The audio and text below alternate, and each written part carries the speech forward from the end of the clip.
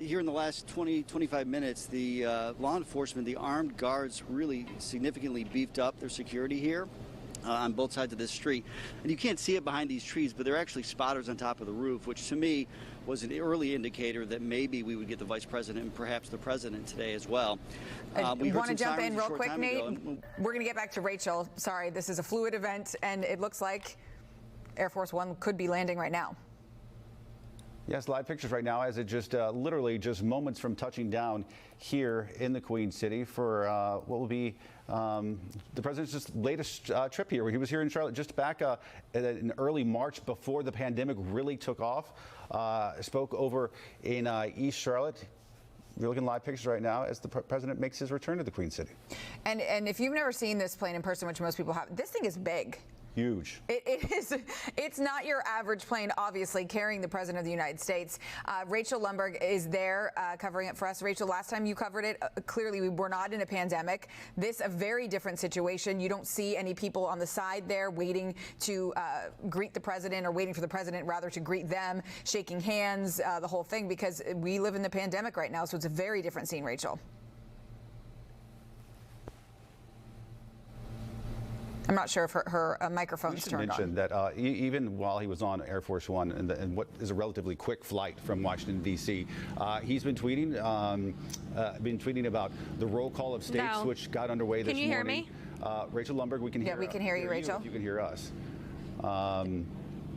Also tweeting about the post office hearings that are happening today on Capitol Hill. So the president trying to juggle several things at a time between tweeting, keeping up with the inner workings of D.C., and also focused on being renominated the nominee of his party. So we also should note that after this in Charlotte, this question mark of what the schedule will be like when he is here in the Queen City, but coming to Charlotte from D.C., then leaving really very quickly from Charlotte to Asheville. And you're right, Ben, he's been in North Carolina quite a bit. And this is notable, folks, because what we're about to see unfold here in the next hour or so in Charlotte is really the only in-person part of convention season here in America, which is sort of unheard of. We saw how the DNC played out last week, almost entirely virtual. And then this week, what's happening this morning in our city is really the only in-person portion.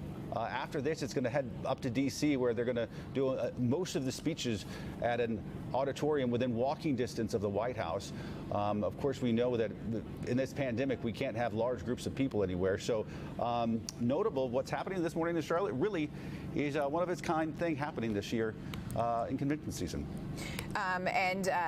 Just looking it up online, you can see that it's not just President Trump arriving. Obviously, we have the vice president here, but then President Trump's daughter, Ivanka Trump, coming to the North Carolina area ahead of the president's visit. This is something that's special because a lot of areas don't get to see the president as much as we do here in Charlotte, and he has visited a number of times, and it's an important stop along the way as far as the election's concerned. And it's hard to believe that the election is really a couple of months away. And folks, it's not just this part of it that has local interest to us today. Also, some of the keynote speakers tonight: Senator Tim Scott of South Carolina, and then former governor and UN Ambassador Nikki Haley, really a darling of the Republican Party right now, and widely thought to be perhaps a presidential contender coming up in 2024.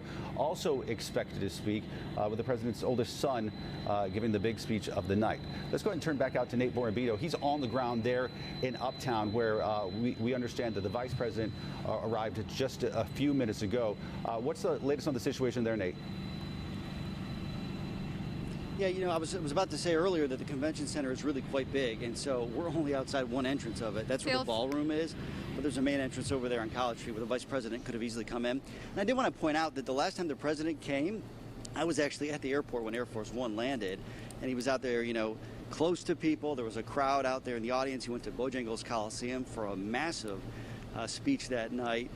And let's imagine that if he does show up here, what that's going to look like for him. This is a man who, back in May, went at it with the governor of North Carolina about wanting an in-person, convention here in Charlotte with tens of thousands of people, and he's going to walk into a room, if he is coming here, 400 people or less. And those people are supposed to be socially distanced. They're supposed to be wearing a mask. They're supposed to be, taking the COVID-19 pandemic seriously. So if that happens, this is not what the president wanted so many months ago. But, of course, a few weeks ago, he said he would be in Charlotte, for the convention on this day. And he is in Charlotte. He's at the airport, right? And so it'll be interesting to see. The idea is that earlier, GOP chairwoman Ronna McDaniel kind of slowed the next step, the